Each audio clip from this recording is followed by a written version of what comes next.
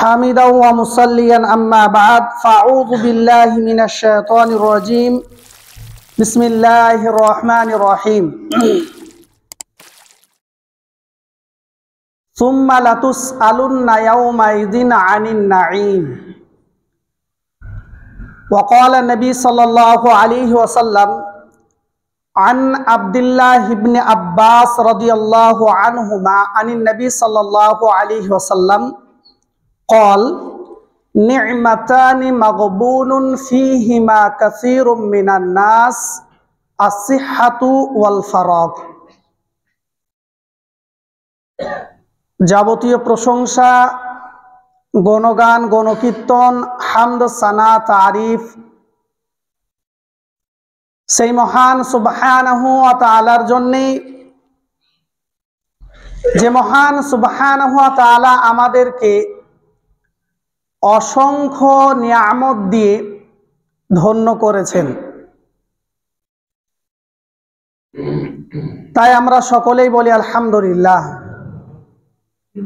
তারপরে পরে বিশ্বনবী জনাবে মুহাম্মদ রাসূলুল্লাহ সাল্লাল্লাহু আলাইহি ওয়াসাল্লাম, যিনি আমাদেরকে শিখিয়েছেন সেই নিয়ামত রাজির ব্যবহার, সেই মহাত্মা মহাপুরুষ আকাই নামদার তাজদারে মাদানী জনাবে আহমদ মুস্তফা মুহাম্মদ মুস্তফা সাল্লাল্লাহু আলাইহি ওয়াসাল্লামের উপর আল্লাহর শত সহস্র দরুদ ও সালাম বর্ষিত হোক।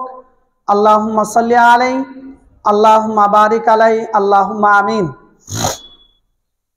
সম্মানিত উপস্থিতি, আমি পবিত্র কোরআন হতে একটি আয়াত সূরা তাকাসুরের এবং সহিহ বুখারী থেকে একটা হাদিস পাঠ করেছি। এই কোরআনে আয়াত ও হাদিসকে সামনে রেখে যে বিষয়ে এ আলোচনা করব এই ইচ্ছা নিয়ে উপস্থিত হয়েছি, সে বিষয়টি হচ্ছে সুস্থতা এর গুরুত্ব। সুস্থতা আল্লাহ সুবহানাহু ওয়া তাআলার একটা নিয়ামত। এই সুস্থতা আল্লাহ সুবহানাহু ওয়া তাআলা কত বড় নিয়ামত আমাদেরকে দিয়েছেন, এর গুরুত্ব কতটুকু, এই সম্পর্কে দু একটি কথা বলে আমি আমার আলোচনা এটি করব ইনশাআল্লাহ। ওমা তৌফিক ইল্লা বিল্লাহ। আল্লাহ সুবহানাহু ওয়া তাআলা আমাদেরকে অসংখ্য নিয়ামত দিয়েছেন, আমরা সকলেই তা বিশ্বাস করি। কেবলমাত্র যদি আমরা আমাদের শরীরের দিকে দেখি তাহলে উপলব্ধি করতে পারবেন যে আল্লাহ পাক রব্বুল আলামিন কতগুলি নিয়ামত দিয়েছেন। তারপরে পৃথিবী তো আছেই। প্রত্যেকটি মানুষ সে যদি তার শরীরের দিকে দৃষ্টি দেয় তাহলে উপলব্ধি করতে পারবে যে আল্লাহ সুবহানাহু ওয়া তাআলা কত নিয়ামত দান করেছেন। এই যাবতীয় নিয়ামত আল্লাহ সুবহানাহু ওয়া তাআলা তিনি দিয়ে থাকেন, যিনি সৃষ্টি করেছেন। কোনো মানুষ বা ওলি আউলিয়া যেই বলেন, পৃথিবীর বুকে সে যত উচ্চ পদে থাকুক না কেন, সে ব্যক্তি আপনাকে কিছুই দিতে পারে না। পৃথিবীর বুকে যতটুকু দিতে পারে কেবলমাত্র আল্লাহ পাক রব্বুল আলামিন তার দ্বারা করিয়ে নেন, কিন্তু সমস্ত কিছু আল্লাহ পাক রব্বুল আলামিন দিয়ে থাকেন। আল্লাহ সুবহানাহু ওয়া তাআলা তিনি কোরআন কারীমের মধ্যে বলছেন অবিমা নি'মাতিম মিনাল্লাহ,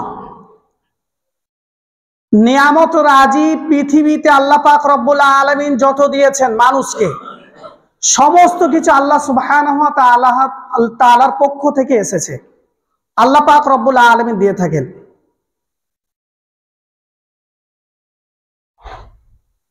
সেই নিয়ামত রাজি বা আল্লাহ পাক রব্বুল আলামিন যে নিয়ামতগুলি আমাদেরকে দিয়েছেন,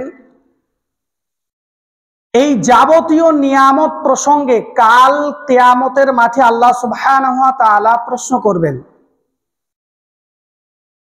কাল কিয়ামতের মাঠে যখন প্রশ্ন করবেন নিয়ামত প্রসঙ্গে, যদি আমরা উত্তর না দিতে পারি তাহলে আমাদের অবস্থা খারাপই হবে। রাসূলুল্লাহ সাল্লাল্লাহু আলাইহি ওয়াসাল্লাম এই প্রসঙ্গে বলছেন, সহিহ বুখারীর হাদিস, আন আদি বিন হাতিম থেকে বর্ণিত, তিনি বলেন রাসূলুল্লাহ সাল্লাল্লাহু আলাইহি ওয়াসাল্লাম বলেছেন, মা মিনকুম মিন আহাদিন, তোমাদের মধ্যে কেউ, এখানে মুসলিম, হিন্দু, খ্রিস্টান কোনো নির্দিষ্ট নেই। রাসূলুল্লাহ সাল্লাল্লাহু আলাইহি ওয়াসাল্লাম বলছেন, মা মিনকুম মিন আহাদিন ইল্লা, তোমাদের মধ্যে কেউ বাদ যাবে না, ইল্লা তবে, সাইয়ুকাল্লিমুহুমুল্লাহ, কাল কিয়ামতের মাঠে আল্লাহ সুবহানাহু ওয়া তাআলা প্রত্যেকটি মানুষের সাথে কথা বলবে। অবাইনাহু ওয়া বাইনা রাব্বু তারজুমান, এবং ওই ব্যক্তি যার সাথে কথা হবে এবং আল্লাহ সুবহানাহু ওয়া তাআলা এই মধ্যে কোনো তর্জমান থাকবে না, যে ভাষা ট্রান্সলেট করে দেবে, এরকম কেউ থাকবে না। পৃথিবীর বুকে আমরা বলি আমরা আরবি জানি না, কাল কিয়ামতের মাঠে আল্লাহ সুবহানাহু ওয়া তাআলা যখন প্রশ্ন করবেন তখন কোনো ব্যক্তি থাকবে না যে আপনি বাংলায় কথা বলবেন, একজন থাকবে আরবি বলে দেবে, এমন না, কেউ থাকবে না। এখানে প্রত্যেকটি ব্যক্তি, সে মুসলিম হোক চাই হিন্দু হোক, যে ধর্মের মানুষ হোক না কেন, পৃথিবীতে যত মানুষ রয়েছে প্রত্যেকটি মানুষকে কাল কিয়ামতের মাঠে আল্লাহ সুবহানাহু ওয়া তাআলার সাথে কথা বলতে হবে। নিয়ামত প্রসঙ্গে আল্লাহ পাক রব্বুল আলামিন যখন বলবেন তখন কিন্তু উত্তর দিতে হবে। যদি উত্তর না দিতে পারি তাহলে আমাদের অবস্থা খারাপ হবে। এখানে কয়েকটি গুরুত্বপূর্ণ বিষয় রয়েছে। এক নম্বর হচ্ছে যে কাল কিয়ামতের মাঠে, সেদিনটা এমন এক দিন, ইয়াউমুল কিয়ামা, ইয়াউমুল জাযা বলা হয়, ভয়ঙ্কর দিন। যাকে জিজ্ঞাসা করা হবে, প্রত্যেকটি মানুষ জিজ্ঞাসিত হবে। সে যদি খারাপ মানুষ হয় তার চতুর্দিকে সে জাহান্নামকে দেখতে পাবে, আর কিছু না, খারাপ জিনিসই দেখতে পাবে। সেই জায়গাতে উপস্থিত করে তাকে জিজ্ঞাসা করা হবে নিয়ামত প্রসঙ্গে।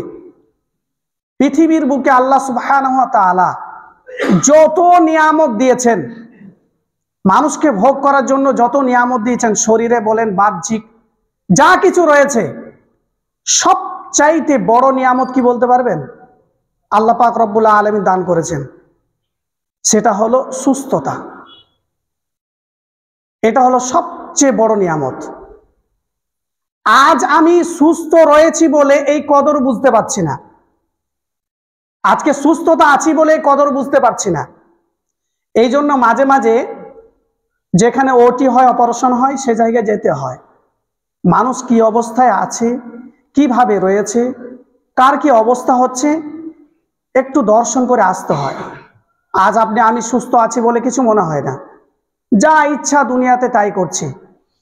মানুষ কত অসুস্থতায় ভুগছে, মানুষ কি পেরেশানিতে আছে, যদি যান সেখানে গিয়ে উপস্থিত হন তাহলে অবশ্যই বুঝতে পারবেন সুস্থতা কি জিনিস, সুস্থতা কাকে বলে, সেখানে গেলে বুঝতে পারবেন। আজকে আমরা গুরুত্ব না দিতে পারি। রাসূলুল্লাহ সাল্লাল্লাহু আলাইহি ওয়াসাল্লাম অন্য জায়গাতে বলছেন, আব্দুল্লাহ ইবনে আব্বাস রাদিয়াল্লাহু তাআলা আনহু তিনি বর্ণনা করছেন, তিনি বলছেন যে রাসূলুল্লাহ সাল্লাল্লাহু আলাইহি ওয়াসাল্লাম বলেছেন, নি'মাতানি মাগবুনুন ফীহিমা কাসীরুম মিনান নাস, আল্লাহ সুবহানাহু ওয়া তাআলা দুটি নিয়ামত দিয়েছেন। সেই নিয়ামত, এই ব্যাপারে মানুষ লসের মধ্যে রয়েছে। একজন ব্যক্তি ব্যবসা করছে, ব্যবসা বাণিজ্য করছে, ব্যবসা বাণিজ্য করতে গিয়ে তার যে আসল পয়সাটা, সেই পয়সা থেকে, আসল টাকা থেকে তার লস হচ্ছে। বলুন, ওই ব্যক্তি আসল টাকা থেকে যদি তার লস হয়ে যায় তাহলে ওই ব্যক্তি সুখে থাকবে না অশান্তিতে থাকবে? কখনোই সুখ পেতে পারে না। তার যদি আসল টাকাটাই শেষ হয়ে যায় সে শান্তি পাবে না। তো আসল যে জিনিস, সেই জিনিসটাই শেষ হয়ে যাচ্ছে। নি'মাতানি মাগবুনুন ফীহিমা কাসীরুম মিনান নাস, অধিকাংশ মানুষই জানে না যে তার আসল জিনিসটাই শেষ হয়ে যাচ্ছে। তার মধ্যে একটা হচ্ছে আসিহাতু, সুস্থতা, আর দ্বিতীয় নম্বর হচ্ছে আর ফারাগ, অবসর সময়। আর এই দুটি নিয়েই দেখবেন মানুষ খুব একটা গুরুত্ব দেয় না। আজকে সুস্থতা রয়েছে, এই সুস্থতার গুরুত্ব দেয় না। সুস্থতা আছে, এই সুস্থতার মর্যাদা দেয় না। সুস্থ রয়েছে, এই সুস্থর কি দাম, সুস্থতার কি দাম, এই দাম আমরা দিতে পারি না, এই দাম আমরা দিই না। আজকে সুস্থ রয়েছি, ইবাদত করতে হবে। আজকে সুস্থ রয়েছি, আমাকে ইবাদত করে যেতে হবে। বয়স হয়ে গেলে আমি ইবাদত করতে পারবো না, এটা কিন্তু আমাদের মাথাতে নেই, এটা আমাদের মাথাতে গজায় না। কাল কিয়ামতের মাঠে আল্লাহ সুবহানাহু ওয়া তাআলা প্রত্যেকটি মানুষকে জিজ্ঞাসা করবেন, প্রত্যেকটি মানুষকে। একটি মানুষকে আল্লাহ পাক রব্বুল আলামিন ছাড়বেন না। কোথাও আছেন দেখবেন কাল কিয়ামতের মাঠে আল্লাহ সুবহানাহু ওয়া তাআলা সর্বপ্রথমে মানুষের হিসাব নিবে। কোন জায়গাতে আছেন দেখবেন আল্লাহ সুবহানাহু ওয়া তাআলা কাল কিয়ামতের মাঠে সর্বপ্রথমে বিচার করবেন। আর এই হাদিসে আছে আল্লাহ সুবহানাহু ওয়া তাআলা সর্বপ্রথমে প্রশ্ন করবেন, জিজ্ঞাসা করবেন। জিজ্ঞাসা করবেন কি বিষয়ে জিজ্ঞাসা করবেন কিয়ামতের মাঠে? সর্বপ্রথম কি বিষয়ে জিজ্ঞাসা হবে? রাসূলুল্লাহ সাল্লাল্লাহু আলাইহি ওয়াসাল্লাম তিনি স্পষ্ট জানিয়ে দিয়েছেন সর্বপ্রথম কিয়ামতের মাঠে কি জিজ্ঞাসা করা হবে। আমরা জানি কিয়ামতের মাঠে সর্বপ্রথমে হিসাব হবে কি বিষয়ে? as-সালাহ, সালাতের বিষয়ে। সালাতের বিষয়ে হিসাব হবে। কিয়ামতের মাঠে সর্বপ্রথমে বিচার কিসের করা হবে? আদ-দাম, রক্ত। পৃথিবীর বুকে যে যাকে হত্যা করেছে এই হত্যা বিষয়ে তাকে আল্লাহ পাক রব্বুল আলামিন ফয়সালা করবেন সর্বপ্রথম। আর সর্বপ্রথমে যে বিষয়ে জিজ্ঞাসা করা হবে সেই বিষয়টা হচ্ছে রাসূল সাল্লাল্লাহু আলাইহি ওয়াসাল্লাম বলছেন, বর্ণনাকারী হচ্ছেন আবু হুরায়রা রাদিয়াল্লাহু তাআলা আনহু।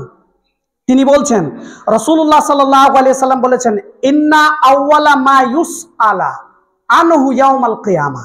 কাল কিয়ামতের মাঠে আল্লাহ সুবহানাহু ওয়া তাআলা সর্বপ্রথমে যে বিষয়ে জিজ্ঞাসা করবেন, প্রশ্ন করবেন, তাকে জিজ্ঞাসা করা হবে, সে বিষয়টা হচ্ছে কি? সে বিষয়টা হলো আন আবদিহি, তার বান্দাকে আল্লাহ সুবহানাহু ওয়া তাআলা প্রশ্ন করবেন কিয়ামতের মাঠে মিনান নাঈম, নিয়ামত প্রসঙ্গে। তোমাকে যে আমি নিয়ামত দিয়েছিলাম এই নিয়ামতের কতটুকু হক আদায় করেছো? এই নিয়ামতের কতটুকু হক আদায় করেছো?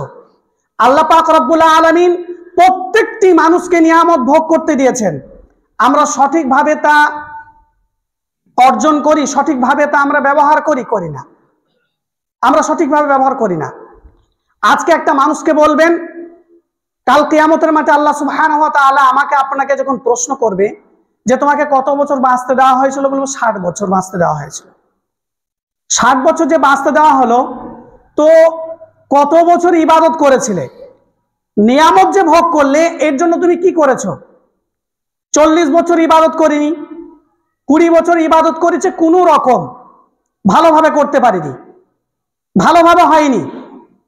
এই জন্যে আল্লাহ রাসূল সাল্লাল্লাহু আলাইহি ওয়াসাল্লাম তিনি বলছেন যে আল্লাহ পাক রব্বুল আলামিন প্রশ্ন করবেন, ইউকালু লাহু, তাকে প্রশ্ন করা হবে, আলাম নুসাহি লাকা জিসমাকা, আমি তোমার শরীরকে সুস্থতা দিয়েছিলাম, তুমি সুস্থ ছিলে। 40 বছর 30 বছর তুমি সুস্থ ছিলে, তুমি এই সুস্থ থাকার সময় এই সময়টা কি করেছো? আজকে আমরা প্রত্যেকটা মানুষ বলি যে সুস্থ, কিন্তু না।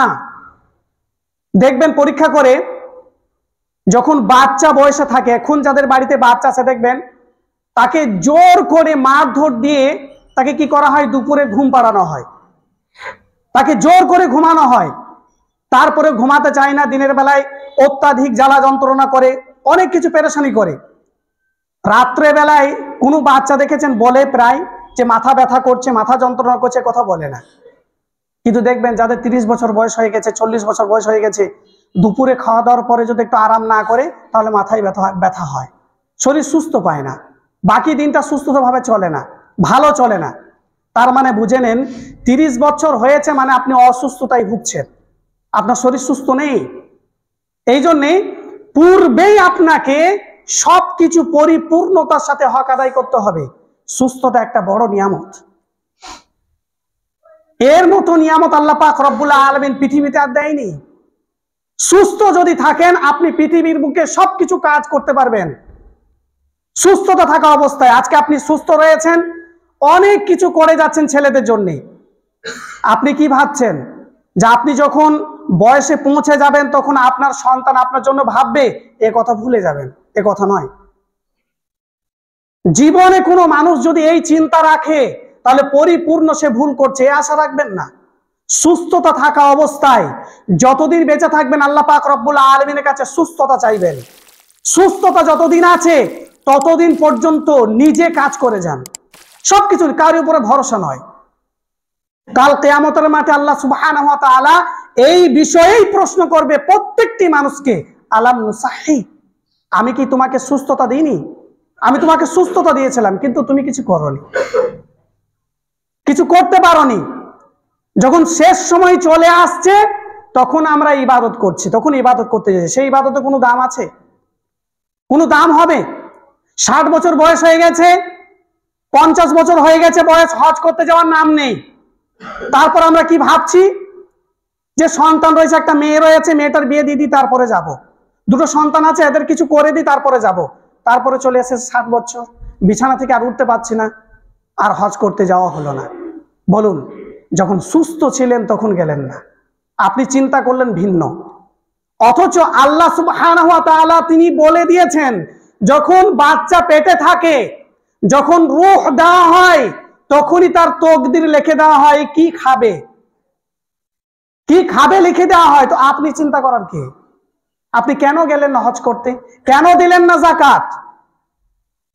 আপনি আজকে যাকাত না দিয়ে ধন সম্পদ করলেন, সন্তান আপনার দিবে, আপনার জন্য দান করবেন, এই আশা আপনি রাখছেন? ভুলে যান, এই আশা নয়। এই জন্য সুস্থ থাকা অবস্থায় যা কিছু করবেন এটাই আপনার জন্য থেকে যাবে। অসুস্থ যদি হয়ে যান আর কিছু করার নেই। কাল কিয়ামতের মাঠে সর্বপ্রথমে আল্লাহ রাসূল সাল্লাল্লাহু আলাইহি সাল্লাম তিনি বলছেন, আল্লাহ পাক রব্বুল আলামিন তিনি জিজ্ঞাসা করবেন, আলাম নুসাহি, আমি তোমাকে সুস্থতা দিয়েছিলাম, সেই সুস্থতা ছিল, সেই অবস্থায় তুমি কতটুকু ইবাদত করেছো বলো। যদি আমরা করে থাকি তাহলে অবশ্যই উত্তর দিতে পারবো, আর যদি না করে থাকি তাহলে উত্তর দিতে পারবো না। অন্য জায়গাতে রাসূল সাল্লাল্লাহু আলাইহি সাল্লাম বলছেন, বর্ণনাকারী হচ্ছেন আবু হুরায়রা রাদিয়াল্লাহু তাআলা আনহু, তিনি বলছেন রাসূলুল্লাহ সাল্লাল্লাহু আলাইহি সাল্লাম বলেছেন, আল মুমিনুল কাবিয়্যু খায়রুন আহাব্বু ইলাল্লাহি মিনাল মুমিনিদ যায়ীফ। একজন শক্তিশালী মুমিন, একজন শক্তিশালী মুমিন একজন দুর্বল মুমিনের থেকে আল্লাহ সুবহানাহু ওয়া তাআলার কাছে অধিক প্রিয়। শক্তিশালী মুমিন এবং দুর্বল মুমিন হতে পারে? বাস্তব হতে পারে, হতে পারে, অবশ্য হতে পারে। একজন ব্যক্তি সে 10 বছর 7 বছর থেকে আল্লাহ সুবহানাহু ওয়া তাআলার ইবাদত করে যাচ্ছে একরকম, আর একজন ব্যক্তি 50 বছর হয়ে গেছে, 60 বছর হয়ে গেছে, তখন মুত্তাকি সাজতে যাচ্ছে। বলুন, দুটো সমান হবে? হতে পারে? তাছাড়া আল্লাহ রাসূল সাল্লাল্লাহু আলাইহি সাল্লামের কথা মিথ্যা হয়ে যাবে। আল্লাহ রাসূল বলছেন আল্লাহ সুবহানাহু ওয়া তাআলার কাছে একজন শক্তিশালী মুমিন, আল কাবিয়্যু মানে হচ্ছে শক্তিশালী, দুর্বল মুমিনের থেকে অনেক ভালো আল্লাহ সুবহানাহু ওয়া তাআলার কাছে। এই জন্য যুবক অবস্থায় ইবাদত আল্লাহ সুবহানাহু ওয়া তাআলার কাছে অনেক প্রিয়। যখন বয়স হয়ে যাবে ইবাদত ঠিক মতো করতে পারবেন না, সালাত আদায় করতে পারবেন না, তাহাজ্জুদ আদায় করতে পারবেন না, আরো বিভিন্ন ইবাদত ফরজ সালাতে আদায় করতে পারবেন না।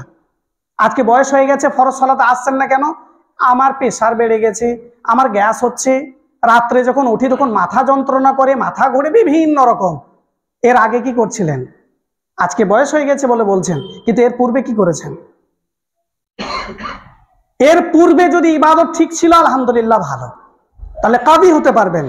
নচেত কাল কিয়ামতের মাঠে আল্লাহ সুবহানাহু ওয়া তাআলা যখন প্রশ্ন করবেন উত্তর দিতে পারবেন না, উত্তর দেওয়ার ক্ষমতা নেই। ইবাদতের ক্ষেত্রে, ফরজ ইবাদতের ক্ষেত্রে রাসূলুল্লাহ সাল্লাল্লাহু আলাইহি ওয়াসাল্লাম তিনি যেভাবে কথা বলেছেন, এবং নফল ইবাদতের ক্ষেত্রে সাহাবায়ে কেরাম রাদিয়াল্লাহু আনহুম অনেকেই রয়েছে যাদেরকে রাসূল সাল্লাল্লাহু আলাইহি ওয়াসাল্লাম সেরকম করতে নিষেধ দিয়েছেন, শুধু কেবলমাত্র শরীরকে সুস্থ রাখার জন্য, ফরজ বাদ দিয়ে। এমন কিছু ইবাদত সাহাবারা করতেন, এমন ভাবে ইবাদত করতেন, নফল ইবাদত, যেগুলোকে আল্লাহ রাসূল সাল্লাল্লাহু আলাইহি সাল্লাম নিষেধ করতেন, যেগুলো করো না, কেবলমাত্র শরীরকে সুস্থ রাখার জন্য। শরীর যদি সুস্থ থাকে সবকিছু কাজ করতে পারবেন। তার প্রমাণ হাদিসে দেখেন, স্পষ্ট পেয়ে যাবেন। আব্দুল্লাহ ইবনে আমর ইবনে আস তিনি বলছেন, আমর ইবনে আস তার ছেলে আব্দুল্লাহ, ইনি একজন আল্লাহওয়ালা মানুষ ছিলেন, একজন সাহাবা। পিতার পূর্বে ইসলাম ধর্ম গ্রহণ করেছিলেন, খুব কম বয়সে ইসলাম ধর্ম গ্রহণ করেছিলেন, খুব তাকওয়া ছিল, পরেজগার ছিল, সাহাবা, বুঝতেই পাচ্ছেন। তিনি বলছেন যে আনকাহানি আবি, আমার পিতা আমার বিবাহ দিল ইমরাতান, একজন মহিলার সাথে, সম্ভ্রান্ত পরিবারের মহিলা, সেই মহিলার সাথে আমার বিবাহ দিল আমার পিতা। দেওয়ার পরে আমর ইবনে আস, আব্দুল্লাহর পিতা,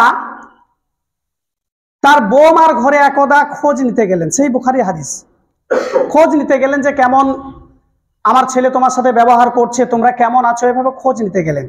এখান থেকে একটা বিষয় শিক্ষণীয় আছে। আজকে দেখবেন আমাদের প্রত্যেকটি সমাজে আছে, পিতারা যখন সন্তানদের বিয়ে দেয়, বিয়ে হয়ে যায়, তখন পৃথকটা কখন হয় বলুন তো, আলাদা কখন হয়? যতক্ষণ পর্যন্ত অশান্তি না হবে ততক্ষণ কেউ পৃথক হয় না। দেখবেন পরীক্ষা করে, স্বেচ্ছায় পিতা কোনো সন্তানকে বলে না যে যাও তোমার বিয়ে হয়ে গেছে, তুমি আলাদা খাও, আমি আলাদা খাই, তাহলে সম্পর্কটা ভালো থাকে। পর্দার ক্ষেত্রে এটা ভালো থাকবে, পর্দাটাও ভালো থাকবে। সন্তানকে একটা বাড়ি আলাদা করে দিলেন, সম্পর্ক ভালো থাকবে। আর একই জায়গাতে থাকলে কি হয়, দেওরের সাথে সম্পর্ক খুব খারাপ হয়ে যায়। অনেক বাড়ি আছে যেখানে খারাপ হয়, পর্দার বিষয়টা থাকে না, পর্দার দিকটা ভ্রুক্ষেপ করে না, বাড়ি তো এই জন্য করে না। এখানে কি বলছে দেখেন, আমার বিবাহ দিল আমার পিতা, আমার বাড়িতে খোঁজ নিতে গেল। তার মানে কি, একই বাড়ি হলে খোঁজটা কি করে নেবে, কাছে কাছে হইলে আবার কি জিজ্ঞেস, আমার বাড়িতে খোঁজ নিতে গেলেন। তার বৌমাকে জিজ্ঞাসা করছে যে আমার সন্তান কেমন। তার বৌমা তাকে উত্তর দিচ্ছেন, অর্থাৎ আমর ইবনে আস রাদিয়াল্লাহু তাআলা আনহুকে উত্তর দিচ্ছেন যে ফাতাকুল নি'মার রাজুলু মিনার রাজুল, আপনার সন্তান খুব ভালো, খুবই ভালো, তবে লাম ইয়াতাআল্লানা ফিরাশাক, তবে সে আমার বিছানাতে আসে না, এমনকি আমার কাপড়ও ছুঁয়ে দেখেনি, আমার যে মুখে যে কাপড় রয়েছে এটাও তুলে দেখেনি। আপনার সন্তান ভালো, তবে আমার বিছানাতে আসে না, আমার কাপড়ও স্পর্শ করে না। তার পিতা বলছে আবার কেমন ছেলে, তিনি আশ্চর্য হলেন। তারপরে তিনি ভাবলেন যে নতুন বিবাহ হয়েছে তো হতে পারে কিছুদিন যাক, গেলে স্বামী স্ত্রী একটা ভালোবাসা তৈরি হবে, এটা ঠিক হয়ে যাবে। কিছুদিন যাওয়ার পরে একই অবস্থা। আমর ইবনে আস তিনি দেখলেন যে এটা সমাধান করতে গেলে রাসূল সাল্লাল্লাহু আলাইহি সাল্লামের কাছে যেতে হবে। তিনি কি করলেন, রাসূলুল্লাহ সাল্লাল্লাহু আলাইহি সাল্লামের কাছে গেলেন এবং বিষয়টা খুলে বললেন।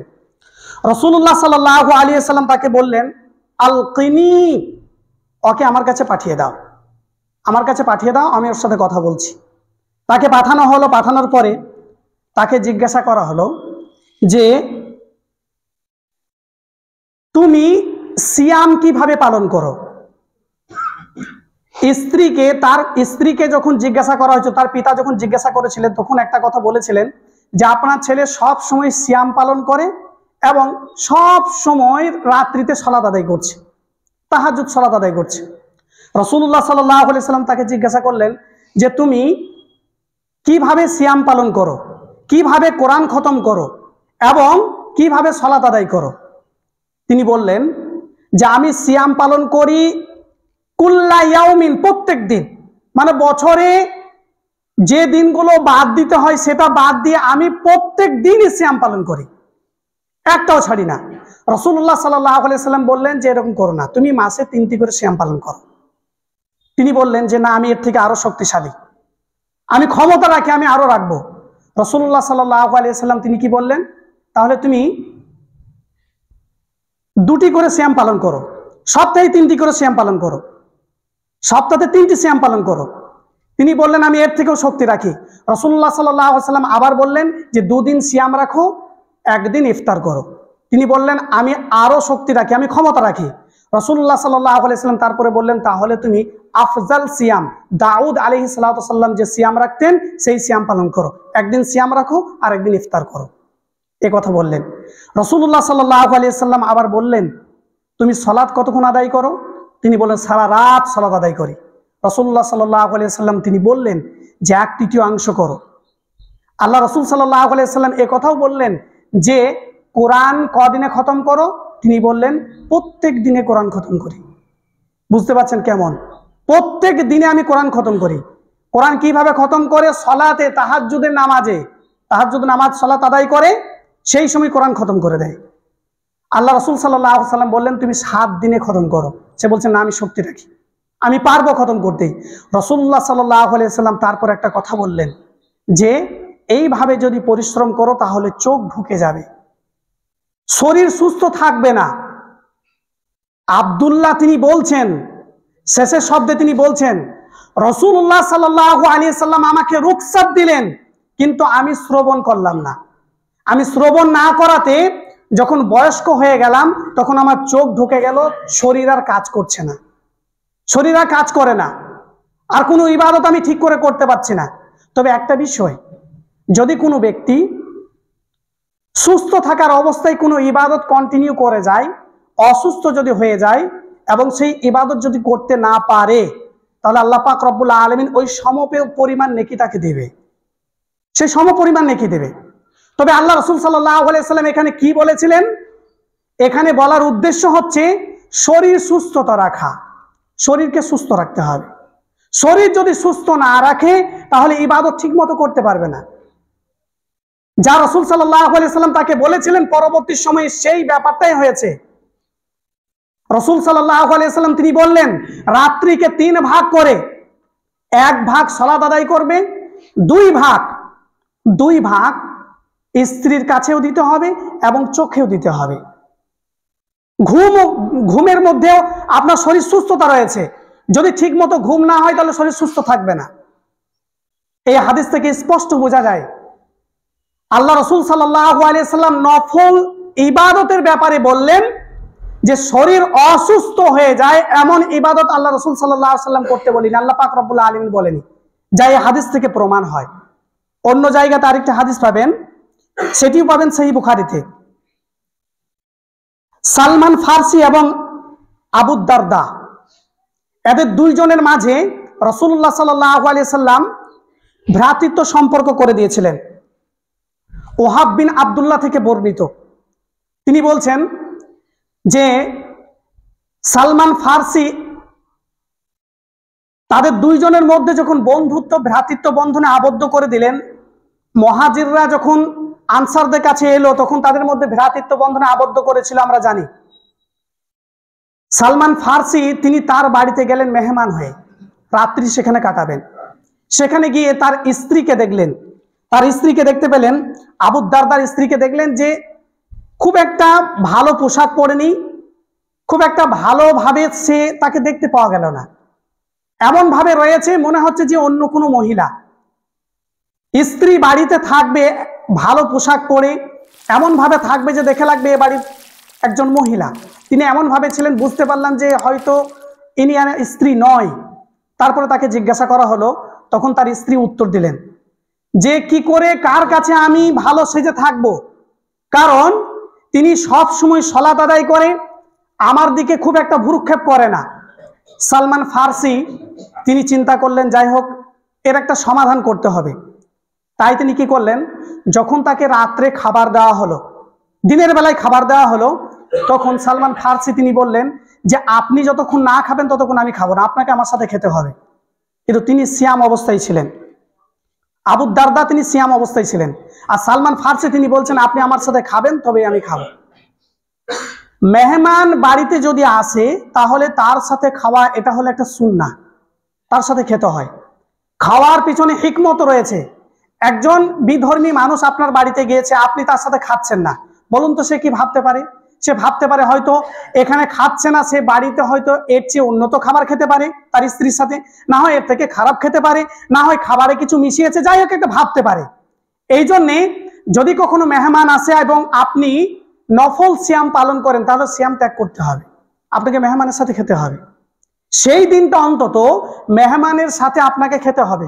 আপনি সারা বছর স্ত্রীর সাথে খাচ্ছেন, খান, কোনো সমস্যা নেই, তবে সেই দিনটা খেতে হবে। তিনি কিন্তু খেলেন না, তাকে খাওয়ালেন। তারপরে রাত যখন হলো তখন সালমান ফার্সি আবু দারদাকে বললেন যে শুয়ে যাও, এখন কিছু করতে হবে, তুমি শুয়ে যাও। তিনি শুয়ে গেলেন। তারপরে যখন আবার সালাত আদায় করার জন্য উঠতে গেলেন, আবার সালমান ফার্সি বলছেন তুমি শুয়ে যাও। যখন রাত্রে 1/3 হলো তখন তিনি উঠলেন। উঠার পরে দুইজনে সালাত আদায় করলেন। দুইজনে সালাত আদায় করার পরে সালমান ফার্সি তিনি বলছেন যে 1/3 আল্লাহ সুবহানাহু ওয়া তাআলার ইবাদত করতে হবে এবং 2/3 যে রয়েছে এই 2/3 স্ত্রীর কাছে দিতে হবে এবং শরীরের জন্যও দিতে হবে। এই হাদিস থেকে স্পষ্ট বোঝা যায়, সেই বুখারীর হাদিস, এই হাদিস থেকে স্পষ্ট বোঝা যায় শরীরের সুস্থতা খুবই গুরুত্ব রয়েছে, শরীরের সুস্থতা প্রয়োজন আছে। রাসূলুল্লাহ সাল্লাল্লাহু আলাইহি সাল্লাম বলছেন ইগতানিম খামসা কাবলা খামসিন। কাল কিয়ামতের মাঠে আল্লাহ সুবহানাহু ওয়া তাআলা 5টি জিনিসের প্রশ্ন করবেন। তার মধ্যে একটা হচ্ছে ইগতানিম খামসা কাবলা খামসে। রাসূল সাল্লাল্লাহু আলাইহি সাল্লাম বলছেন 5টি জিনিস আসার পূর্বে তোমরা 5টি জিনিসকে প্রাধান্য দাও, গুরুত্ব দাও। তার মধ্যে একটা হচ্ছে সুস্থতাকে। সুস্থতাকে তোমাদেরকে গুরুত্ব দিতে হবে অসুস্থতা আসার পূর্বে। যদি অসুস্থ হয়ে যায় তাহলে আর কিছু করার থাকবে না। এটা ভাববেন সুস্থ হয়ে গেলে ইবাদত করব, কিন্তু আপনি যে সুস্থ হবেন এর গ্যারান্টি কি আছে? এর তো গ্যারান্টি নেই। এই জন্যে আল্লাহ সুবহানাহু ওয়া তাআলার কাছে বিশেষ করে সুস্থতা চাইতে হবে। সুস্থতা আল্লাহ সুবহানাহু ওয়া তাআলার একটা বড় নিয়ামত। পৃথিবীর বুকে আল্লাহ পাক রব্বুল আলামিন যত নিয়ামত দিয়েছেন এটা হচ্ছে একটা গুরুত্বপূর্ণ নিয়ামত। যদি শরীর সুস্থ থাকে আপনি সবকিছু ঠিকমতো করতে পারবেন, আল্লাহ সুবহানাহু ওয়া তাআলার ইবাদত ঠিকমতো করতে পারবেন, পৃথিবীর বুকে চলাফেরা সবকিছু করতে পারবেন। আর শরীর যদি সুস্থ না থাকে তাহলে আপনি কোনো কিছুই ঠিকমতো করতে পারবেন না। আল্লাহ সুবহানাহু ওয়া তাআলার কাছে দোয়া করি, আল্লাহ পাক রব্বুল আলামিন তুমি আমাদের সকলকে তৌফিক দান করো যাতে করে তোমার যত নিয়ামত রয়েছে সেই নিয়ামতের সঠিক হক আমরা আদায় করতে পারি। আল্লাহুম্মা আমিন। হে আল্লাহ পাক রব্বুল আলামিন, আমরা যতদিন বেঁচে থাকবো ততদিন যেন বিশেষ করে এই সুস্থতা যে গুরুত্ব সেই গুরুত্ব আমরা বুঝতে পারি এবং এই সুস্থতাকে কাজে লাগাতে পারি। আল্লাহুম্মা আমিন। আল্লাহুম্মা সাল্লি আলা মুহাম্মাদ ওয়া আলা আলি মুহাম্মাদ কামা সাল্লাইতা আলা ইব্রাহিমা ওয়া আলা আলি ইব্রাহিম ইন্নাকা হামিদুম মাজিদ। আল্লাহুম্মা বারিক আলা মুহাম্মাদ ওয়া আলা আলি মুহাম্মাদ কামা বারাকতা আলা ইব্রাহিমা ওয়া আলা আলি ইব্রাহিম ইন্নাকা হামিদুম মাজিদ। রব্বানা তাকাব্বাল মিন্না ইন্নাকা আনতাস সামিউল আলিম ওয়া তুব আলাইনা ইন্নাকা আনতাত তাওয়াবুর রহিম। সুবহানা রাব্বিকা রাব্বিল ইজ্জাতি আম্মা ইয়াসিফুন। আসসালামু আলাল মুরসালিন। আলহামদুলিল্লাহি রাব্বিল আলামিন।